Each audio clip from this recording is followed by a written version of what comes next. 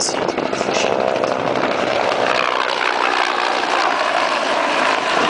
Ten śmigłowiec przyleciał do nas z Austrii. No i jak Państwo widzą, po malowaniu należy do floty powietrznej Red Bulla.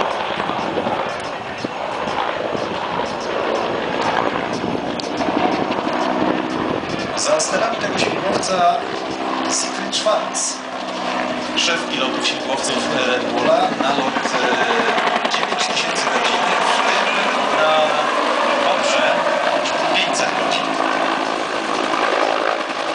Dziś powiemy to po raz pierwszy, ale nie ostatni. Ten statek powietrzny, może nie ten, ale taki, jest aktorem.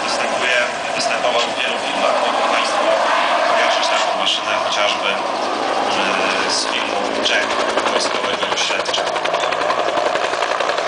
Pilot nam się przed chwilą ukłonił i powoli zmierza do miejsca postoju. Trzymajmy czapki.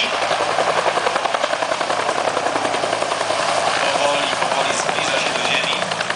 Proszę, z jaką precyzją piloci śmigłowców potrafią parkować swoje maszyny.